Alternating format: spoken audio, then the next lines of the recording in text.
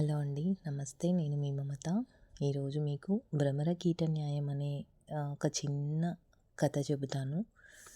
భగవంతుణ్ణి చేరుకోవడానికి భక్తి ప్రధాన సాధనమని మనమంతా అనుకుంటాం. అదే కాదు, రాగద్వేషాలు, శత్రుత్వాలు అన్నీ సాధనాలేనని భాగవతం చెబుతుంది. చివరికి భయంతో కూడా సాయుజ్యం సాధ్యమేనని చెబుతుంది భాగవతం. శిశుపాలుడి ఆత్మజ్యోతి శ్రీకృష్ణుడిలో లీనమైపోవడం ధర్మరాజుకి ఆశ్చర్యం కలిగించింది. ఆయన నారద మహర్షి దగ్గర విస్మయాన్ని ప్రకటిస్తూ, స్వామి, బుద్ధిరిగిన నాటి నుంచి ఈ శిశుపాలుడు ఆ గోపాలుడి పట్ల కోపంతోనే పెరిగాడు. దుర్బుద్ధిమంతుడు, దంతవ్రక్తుడు, అంతే. శ్రీ మహావిష్ణువును అన్నిసార్లు తిడుతున్నా వారికేమీ కాలేదు. అందలోకాలకు పోలేదు. పైపెచ్చు ఆయనలోనే లీనమైపోవడం చాలా ఆశ్చర్యంగా ఉంది. జోరుగాలి ద్వీపజ్వాలను కలవరపెడుతున్నట్టుగా ఈ సందేశం నా మనసును కలతపెడుతోంది అని అడిగాడు. నారదుడు నవ్వాడు. ఏ రకంగానైనా ఆ సర్వాంతర్యామితో యోగం సాధించడం ముఖ్యం. నిజానికి వైరంతో సాధించినంత తన్మయతను మనిషి భక్తితో సాధించలేడని నా నిశ్చయాభివృద్ధి అన్నాడా మహర్షి.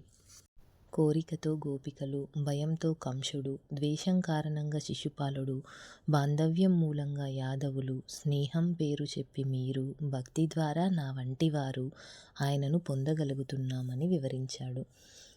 నవవిధ భక్తి మార్గాలను చెప్పిన నారదుడే ఈ మాటలు చెప్పడం విశేషం. ఆయన మాటల్లో తన్మయత అనేది చాలా కీలకమైంది.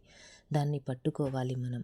ధ్యానిస్తావు, పూజిస్తావు, ద్వేషిస్తావు, కోపిస్తావు, భయంతో వణికి చస్తావు, నీ ఇష్టం. వాటి సాయంతో తన్మయతను సాధిస్తేనే సాయుధ్యం దక్కుతుంది అని నారద మహర్షి స్పష్టంగా చెబుతున్నాడు.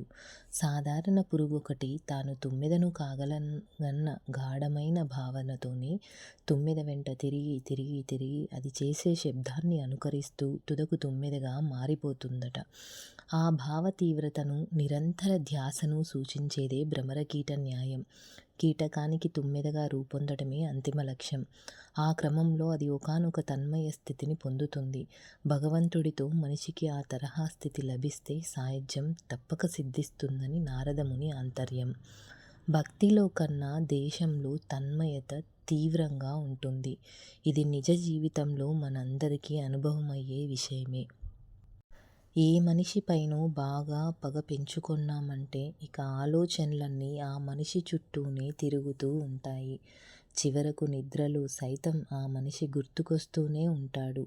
అతని చర్యలను, మాటలను, వాటి అంతరార్థాలను పదే పదే తలుచుకుంటూ, వాటి పట్ల మన అభిప్రాయాలను పేర్చుకుంటూ, తిరిగి వాటిని సమీక్షించుకుంటూనే ఉంటామంటే ఏమిటన్నమాట.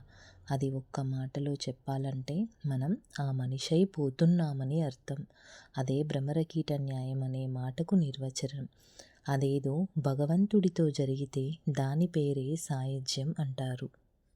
ఇక్కడ భావ తీవ్రతను, నిరంతర ధ్యాసను చెప్పేదే భ్రమరకీట న్యాయం.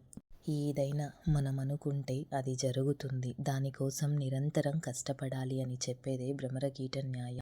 Thanks for watching. Subscribe for more videos. Thank you.